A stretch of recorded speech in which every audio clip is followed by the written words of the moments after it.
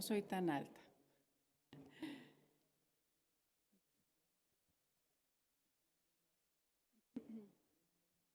Bueno, muchísimas gracias por estar acá, escuchar esta presentación. Yo voy a compartirles el caso de Costa Rica en esta tarde. Quisiera iniciar dando las gracias a la red Iberomasa y también al CITED, Programa Iberoamericano en Ciencia y Tecnología para el Desarrollo.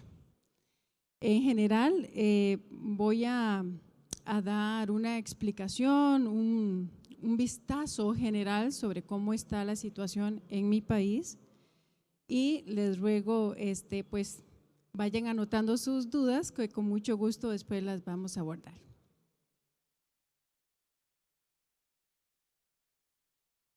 ¿Ya? Hacia allá.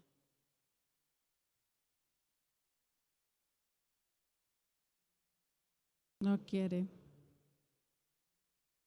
Está encendido.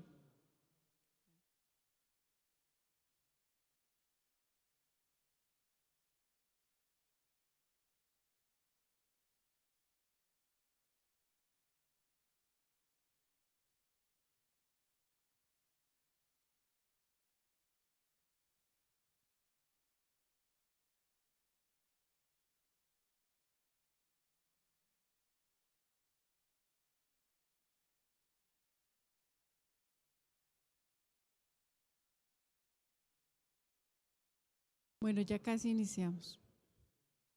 Disculpen, problemas técnicos, ¿verdad? Por más que uno practique, pues siempre ocurre algo.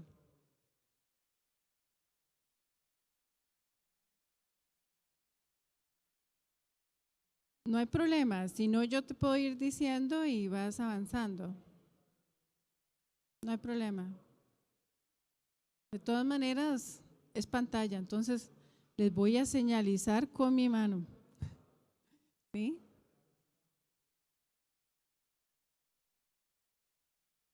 Muchas gracias.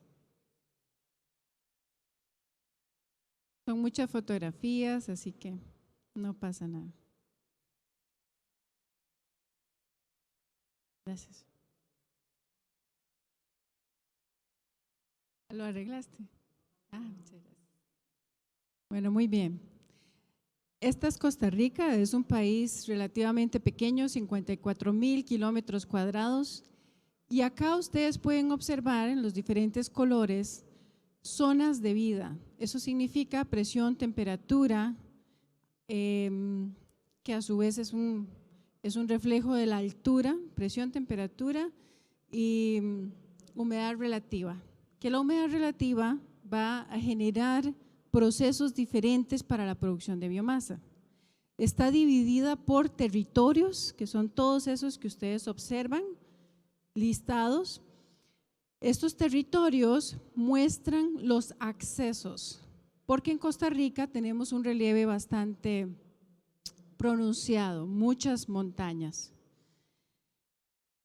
Como ustedes sabrán, Costa Rica se conoce en el mundo por un país cuya actividad económica principal es el turismo y la sostenibilidad de todas las actividades siempre se toma muy en serio. Firmamos el Acuerdo de París en el 2015 y además tenemos un Plan Nacional de Descarbonización para descarbonizar la economía. Así que si vamos a hablar de biocombustibles, ese tema va a ser vital. Quiero conversar un poquito sobre el hilo conductor de la presentación. Voy a mostrarles que todo lo que les hable hoy de biomasa está relacionado a biocombustibles. Hay otras iniciativas en economía circular donde también se aborda el tema de la biomasa en biomateriales para la generación de materiales de mayor valor agregado, pero acá me voy a enfocar en biomasa. Además, lo que les hable va a mencionar el nivel de madurez tecnológica, está enfocado en eso, es decir, puede existir muchas más investigaciones que no voy a mencionar y que se realizan por otras universidades, pero que pueden estar en investigación básica o en el nivel de madurez 1. Esto significa investigación académica, investigación de prueba de concepto, donde todavía no se ha terminado de probar su factibilidad. Entonces, posiblemente ustedes encuentren en la web o en los sitios de las universidades más información sobre biomasa, pero no la voy a abordar en esta presentación. Y finalmente, otro aspecto importante sobre el hilo conductor es que los biocombustibles se van a definir de esa manera. Es muy interesante ese paper que referencié porque hace una explicación o un abordaje bastante interesante de todas las definiciones que se encuentran sobre biocombustible. Es decir, no voy a hablar acá de green hydrogen, del hidrógeno verde, voy a hablar solamente de los combustibles producidos por o a partir de un organismo vivo renovable. Muy bien. Costa Rica tiene este balance de energía.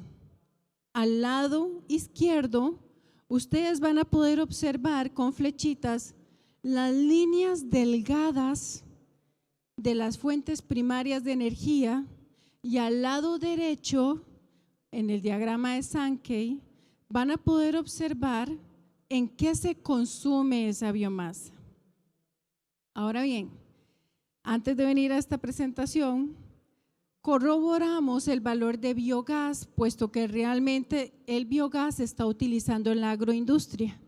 Entonces, debo decirles que hay que hacer esa corrección. Si ustedes observan ahí, a raíz de esta presentación que se hizo la consulta del Ministerio de Ambiente y Energía, pues vamos a observar que en realidad la flechita de biogás debería de ir a industria. Tenemos residuos vegetales, leña y etanol. Y el etanol, como ustedes pueden observar, no va hacia consumo en el país, sino que sale, se exporta. Por esa razón, no lo van a ver en el lado derecho. Y además, ustedes pueden ver nuestro gran problema, que es lo que sobresale, hidrocarburos, para transporte específicamente. Además, quisiera comentarles que en Costa Rica nosotros tenemos una cuestión que se llama matriz insumo-producto, donde caracterizamos la economía del país y podemos dar trazabilidad a cuántos empleos generamos si nosotros invertimos. Entonces, el grosor de las flechas, como ustedes podrán observar, tienen grosores diferentes, les va a dar una idea de cómo se relaciona una industria con otra. ¿Sí? Y el número es la cantidad de empleos directos por cada 100 millones de crecimiento en el Producto Interno Bruto del país. Es decir, podemos observar que hidrocarburos con 0,5 no intervienen en el desarrollo de Costa Rica, mientras que agricultura y silvicultura, madera, va a generar amplios empleos. Investigación y desarrollo, que ustedes pueden observar que genera mucho empleo, ha absorbido a casi todos los ingenieros e ingenieras hacia la industria médica. El país ha crecido mucho en términos de educación y hemos perdido fuerza laboral para que trabajen en biomasa. Ahora estamos tratando de incentivarlo. Muy bien, la clasificación que les voy a mostrar pues responde a esto: biocombustibles primarios y biocombustibles secundarios. Los primarios y los de primera generación son los más comunes, los que normalmente conocemos. Pero también en Costa Rica tenemos algunos desarrollos en biocombustibles de segunda generación, con diferentes niveles de madurez tecnológica. Muy bien. Con respecto a biocombustibles primarios, nosotros tenemos reutilización de residuos orgánicos, agrícolas orgánicos, que vamos a llamar RAOs. Y tenemos además productos forestales, como leña, pellets, chips de madera, que es lo que hemos visto un poco más acá, ¿verdad? En la feria. Y los productos residuos agrícolas orgánicos son subproductos cuyas tecnologías hemos tenido que adaptar en el país para poder aprovechar esa fuente. En general, ustedes pueden observar que vamos a tener rado de café, de azúcar, de arroz y vamos a tener chips, pellets y leña, con diferentes niveles de madurez tecnológica. Es decir, nosotros podemos tener un aprovechamiento del rado de azúcar para producir bioetanol, pero siempre hay una oportunidad de mejora, ¿verdad? Todos ellos están en término maduro, están en comercialización y tenemos algunas oportunidades para optimizar los sistemas. ¿Cómo es la participación en el mercado?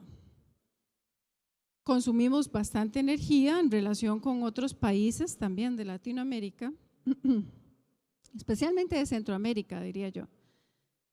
Pero vemos grandes oportunidades. Vean que acá no se discrimina el aporte de pellets de madera ni rados en este gráfico, mientras que ustedes acaban de observar que yo les enseñé que efectivamente sí hacemos uso, ¿sí? No se contabilizan los aportes de otros biocombustibles de segunda generación y además el biogás se puede mejorar la aproximación. ¿Por qué? Porque en este momento nosotros no tenemos un documento para hacer una trazabilidad documental de cuánto biogás estamos aprovechando. Tenemos que mejorar eso y en eso está trabajando la Asociación de Biogás de Costa Rica en este momento. Además, ustedes acá no observarán 600 terajoules aproximadamente que se van del país y se exportan acá a Europa con los más altos niveles de calidad. ¿Por qué? Por una cuestión de mercado. Ahora, en términos de caracterización físico-química y de parámetros como análisis próximo, último, pues carbohidratos estructurales, todo este tipo de caracterización lo hemos realizado a diferentes puntos del país. Cada color muestra un tipo de suelo diferente, porque en Costa Rica, como ustedes recordarán, somos una tierra más nueva, geológicamente hablando, y la cantidad de cenizas es diferente y el tipo de cenizas es diferente. Así que los colores que ustedes pueden observar muestran el tipo de suelo que está caracterizado y a su vez, pues, el muestreo en diferentes industrias. Todos esos números son industrias que hacen uso de biomasa para sus procesos productivos. Es un muestreo de grandes productores a menor tamaño. En Costa Rica tenemos, por dicha, recientemente podría afirmarlo, capacidad analítica para generar trazabilidad y validación de los datos.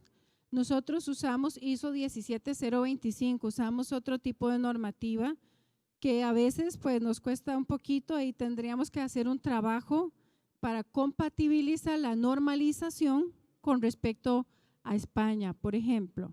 En Latinoamérica pues sí es más común. Les mencionaba también otros análisis que hacemos para poder evaluar productos de la biomasa como biochar con el BET, quimisorción, fisisorción, otras técnicas adicionales. En ese sentido, les voy a mostrar, ya iba a señalar, vean, de algunas de las biomasas de los residuos agrícolas orgánicos, algunos resultados sobre humedad. Vean, por ejemplo, que una de las biomasas más húmedas es el rastrojo de piña, que es un rado del proceso de piña, mientras que tenemos otros que pueden variar.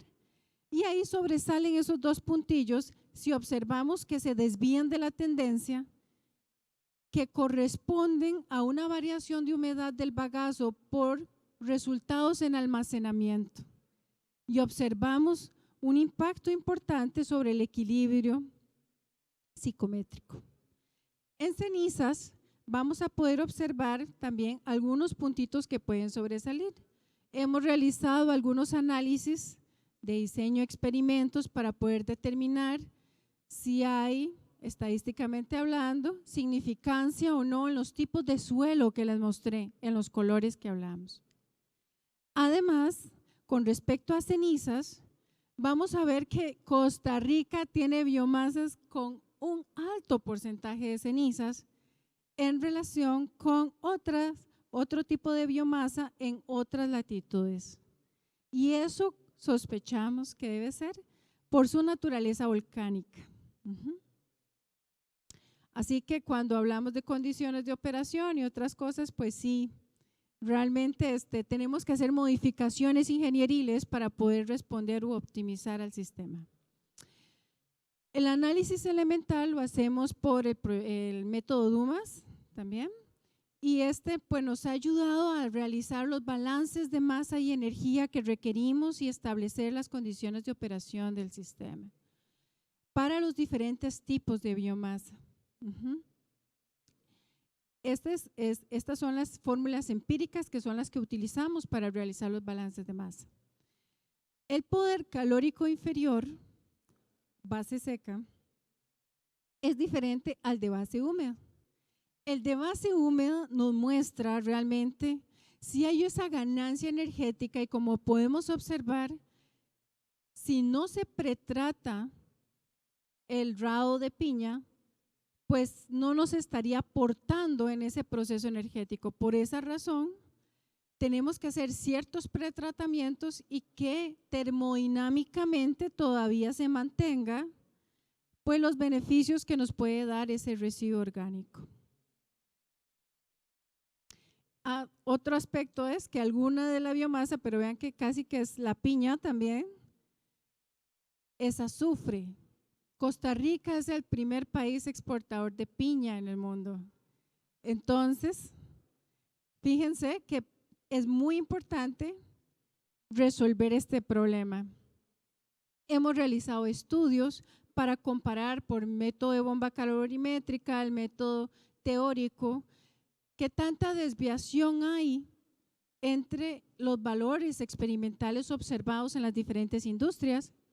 Y aquí podemos observar que dependiendo del tipo de biomasa podemos tener alguna variación un poco más profunda que otra, pero en general las desviaciones no son tan grandes.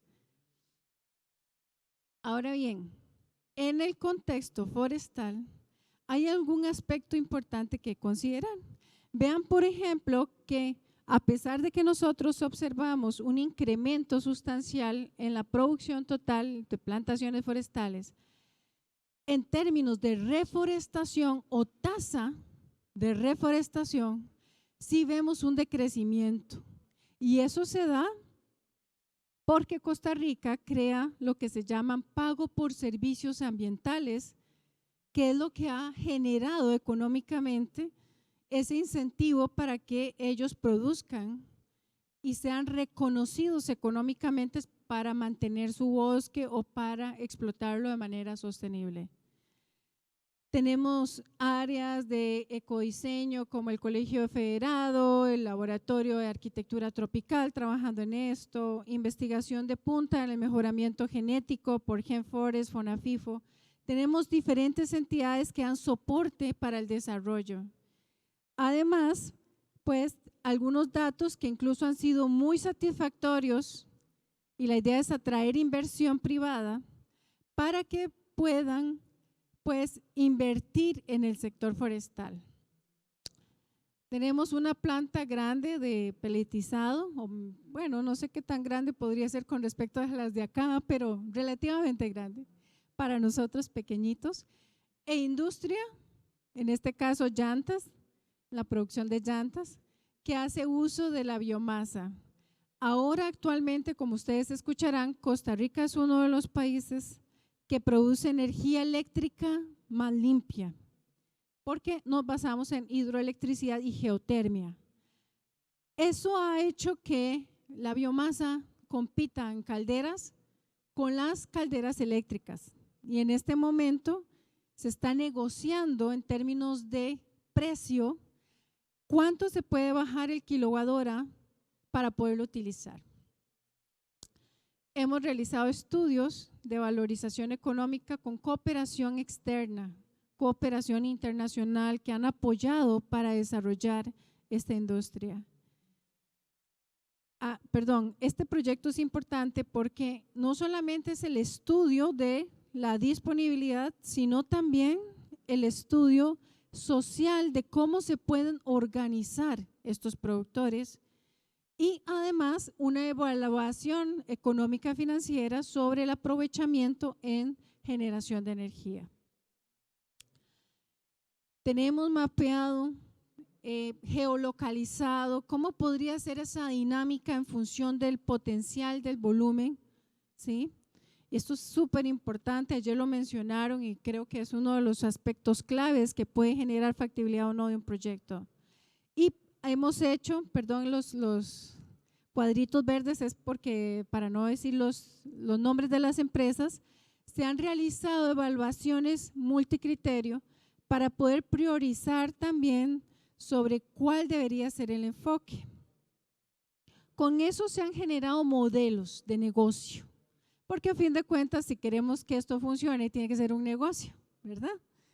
Y por esa razón hemos hecho algunas propuestas de modelos de negocio donde se aproveche y se dinamice la biomasa en una hoja de ruta en términos de crecimiento.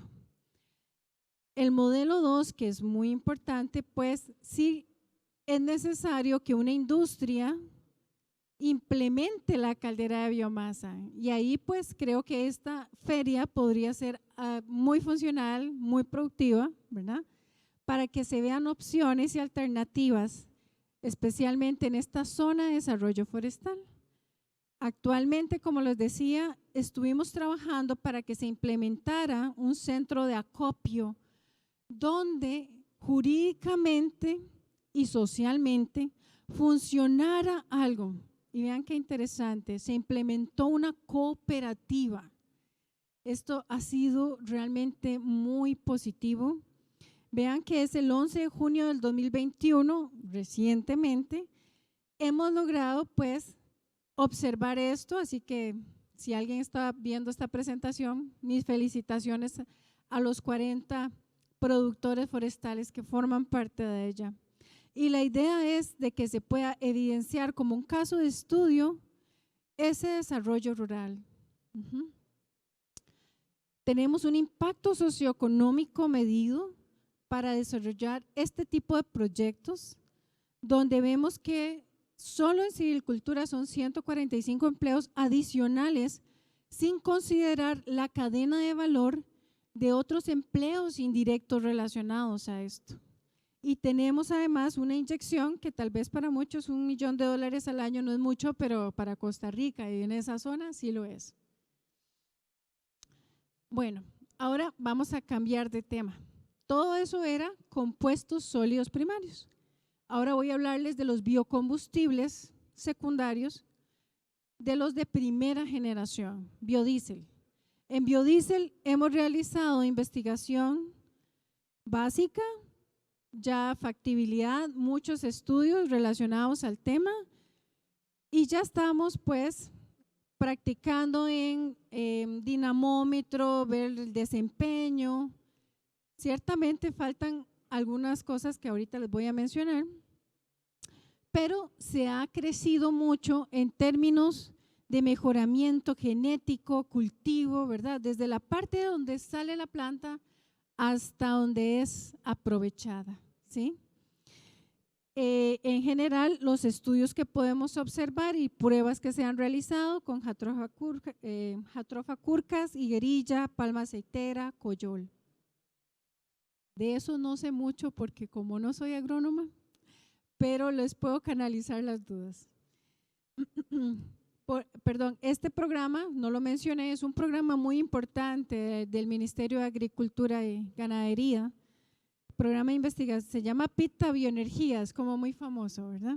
Y ahí pues ustedes pueden tener todos los contactos, vean que incluso participa el Instituto Tecnológico, que es otra universidad pública, participa la Universidad de Costa Rica, a la cual pertenezco yo, en la estación Fabio Baudrit. así también Genfores, que es una empresa, una spin-off del Instituto Tecnológico. Muy bien. No solo hay pruebas con estos cultivos. Con estos cultivos no hemos producido demasiado. Esperamos poder lograrlo. Pero en este momento sí que bien tenemos empresas, estos son ejemplos, que hacen uso de grasa animal y hacen uso además de aceite quemado para producir biodiesel. Y esta es una empresa constructora, H&M, que tiene su propio abastecimiento, además también energías biodegradables, que ellos hacen venta de biodiesel B100 y cumplen con las especificaciones técnicas. Sin embargo, ahí les escribí, hay una barrera importante actualmente y esa barrera básicamente siempre es, casi siempre, política pública que pueda consolidar el desarrollo.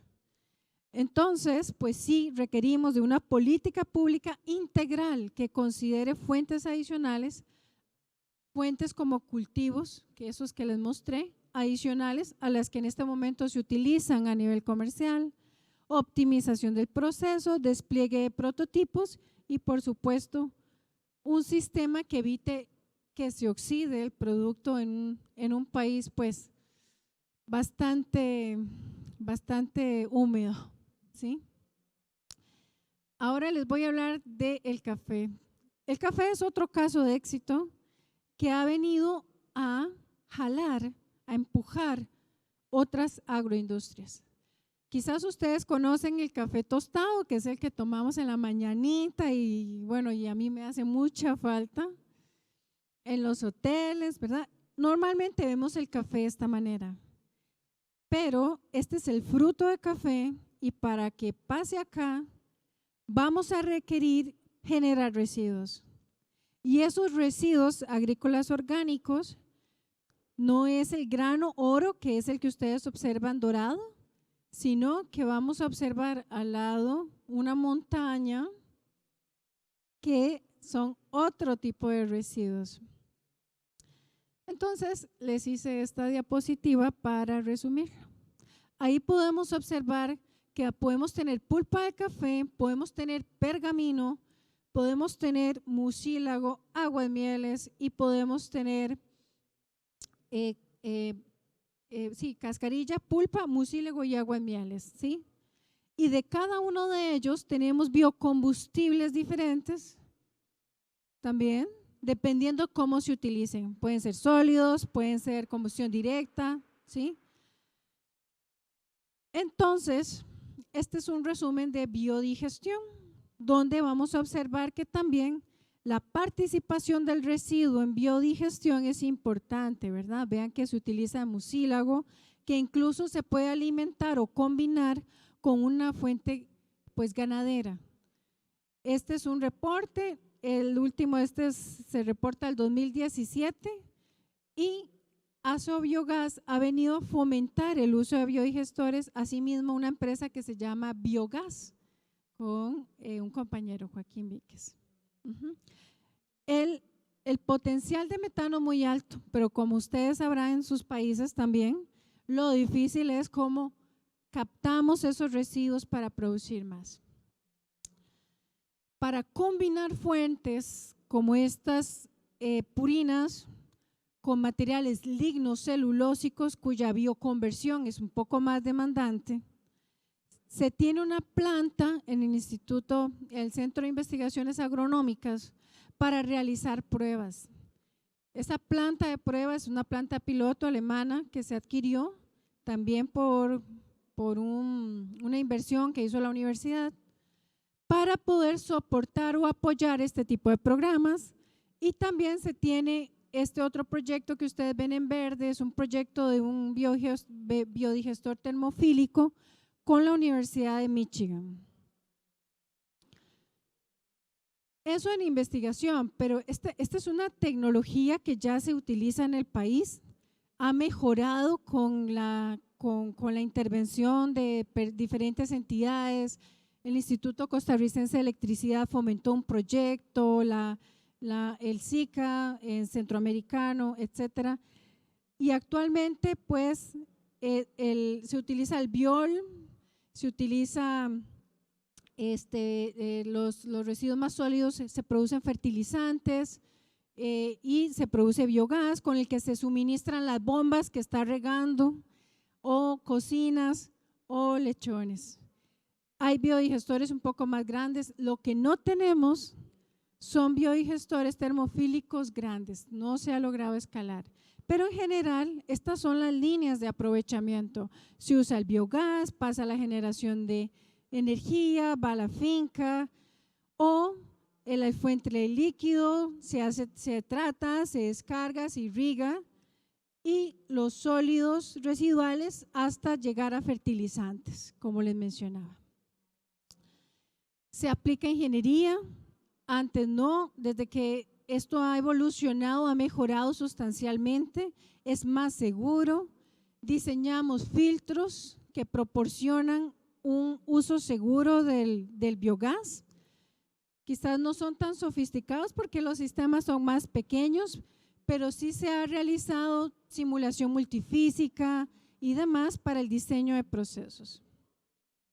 Entonces vean, este es un caso del antes y un caso del después. Esto ha sido pues bien interesante, le ha dado confianza a los productores y así hay pues varios casos de éxito. Esta me la voy a saltar. Muy bien. Ahora, con respecto a biocombustibles secundarios primera generación, tenemos un caso también muy exitoso que es un residuo de azúcar, melaza con jugo de caña para producir etanol. Entonces hay pues dos ingenios muy grandes en el país que producen etanol. No se desnaturaliza o no recuerdo ahorita, disculpen si se desnaturaliza o no, pero es alcohol carburante y cumple con todas las especificaciones requeridas. Aunque ahorita solo hay 60,000 a 64,000 hectáreas, vean ustedes que el potencial es enorme, podríamos producir más. En el caso de café, también hay biocombustibles de segunda generación. Vean la cantidad que se produce de pulpa de café en un corto tiempo. Un pico de cosecha y después cae. Entonces, el dimensionamiento de sistemas es importante. Para pequeños productores se ha generado gas de síntesis a partir de pulpa de café, se realizaron estudios de densificación y se realizó en un downdraft reactor, un reactor de lecho descendente.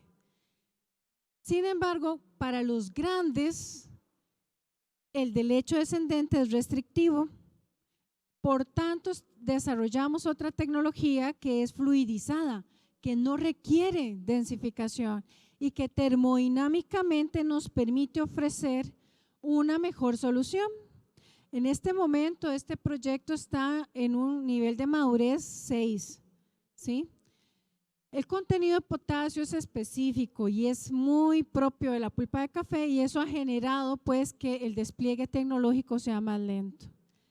Pero gasificar otras especies forestales nos ha ido muy bien. En general, controlando el flujo, bueno, obviamente es mucho de ingeniería en las reacciones, realmente la parte de gasificación nos ha funcionado bastante bien. Desarrollamos el análisis de diferentes cenizas para reutilización y disposición, así también como el uso del biochar producido.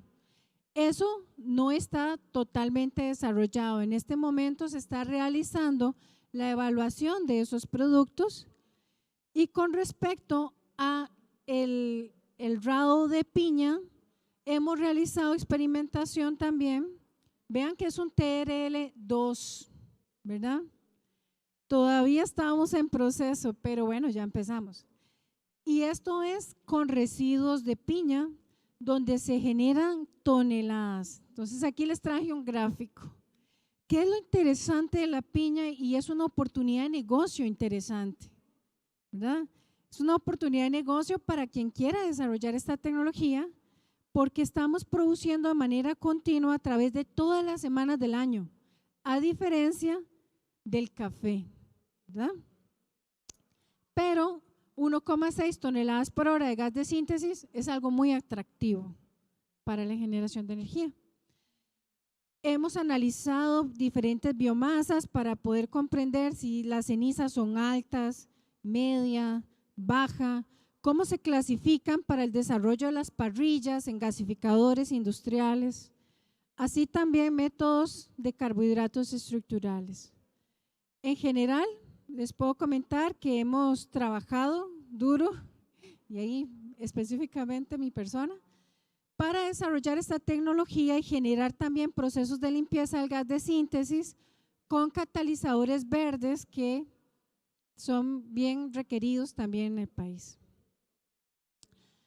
En TRL 1, nivel de madurez 1, hay dos importantes también de licuefacción hidrotérmica y la producción de aldetil éter por catálisis heterogénea.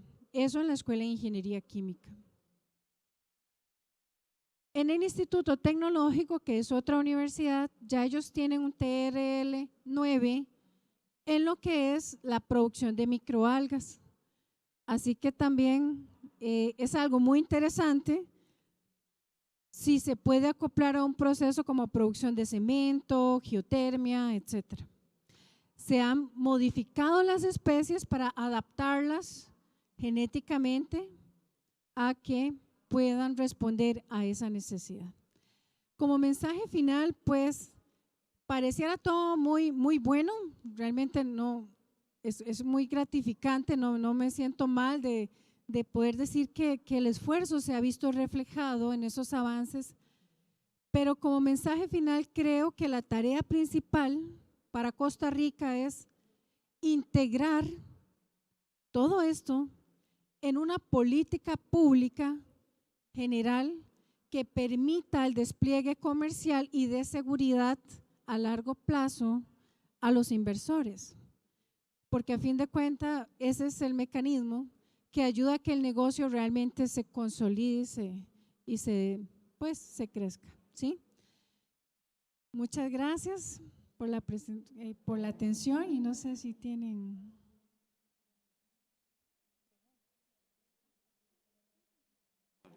Para pasarlo. Muy bien, muchas gracias, doctora Torres. No sé si hay alguna pregunta para la doctora. ¿Alguna cuestión? Sí, aquí el micrófono.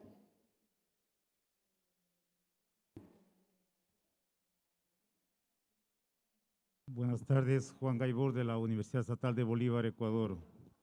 Realmente buena presentación, bastante esquemática y muy informativa. Hay algunas cosas que me permito cuestionar en buen sentido, ¿no? Porque veo que nos presenta, doctora, una realidad del tratamiento de la biomasa muy madura en Costa Rica. Realmente lo tienen, de acuerdo a la presentación, tienen avances muy importantes. Entonces me refiero a dos puntos específicos. La primera es, usted mencionaba que hay bastante desarrollo, en un mapa nos mencionó que hay bastante desarrollo de la empresa privada y bastante presencia de la empresa privada en el tratamiento de biomasa.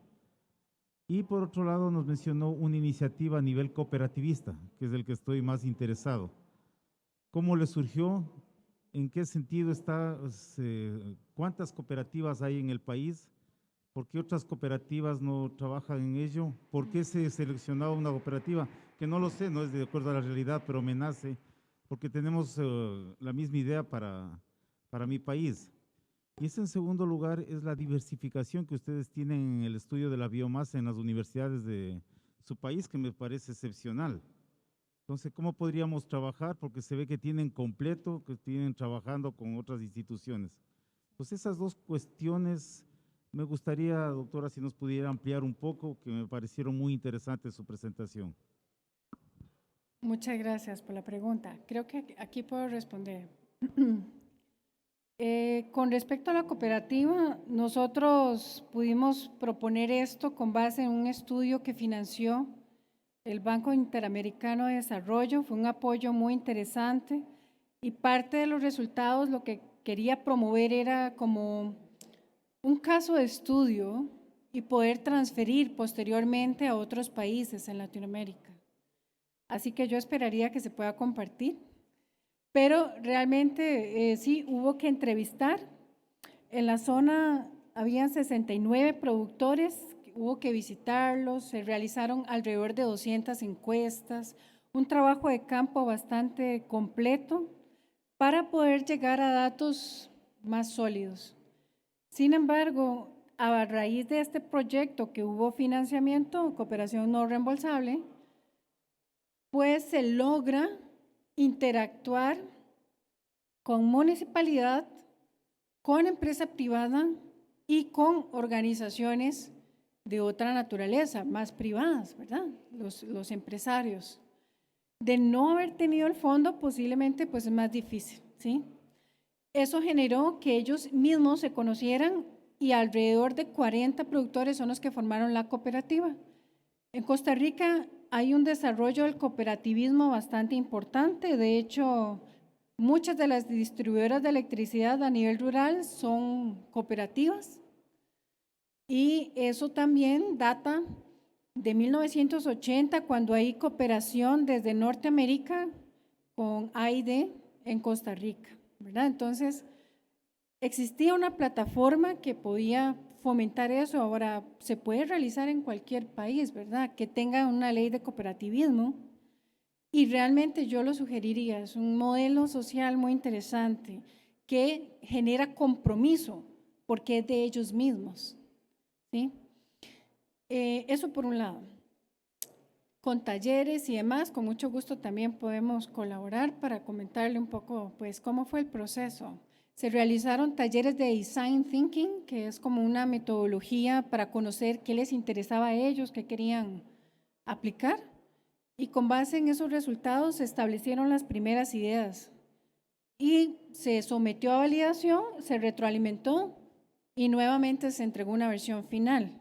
Ahora, para lo que es inyección al sistema eléctrico nacional, en este momento Costa Rica tiene una planificación eléctrica cuya visión no tiene completamente consolidada la participación de la biomasa en sí. Por tanto, así como lo comentaban los compañeros el día de ayer, el dimensionamiento de los sistemas trata de ser específico para que sea para autoconsumo más un 50%, bueno, un porcentaje que en este momento está en revisión para lo que es inyección a la red y reconocimiento. Entonces, sí, para poder tomar partido en esto hay que manejar la ley en la parte eléctrica para poder implementar los sistemas de biomasa, pero si mal no recuerdo, creo que Ecuador también tiene alguna legislación interesante al respecto. Creo que incluso más apertura que Costa Rica, ¿sí? Y con respecto a lo segundo, del desarrollo de la biomasa en diferentes laboratorios, yo no mencioné otros que incluso son muy importantes, que también participan de CITET. Hay centros de investigación en productos naturales, el CIPRONA, está el Laboratorio Nacional de Nanotecnología, la NOTEC, y otras entidades que también han generado una masa crítica. Se ha invertido mucho en doctorandos para poder regresar al país y poder hacer el despliegue o transferencia tecnológica, ¿sí?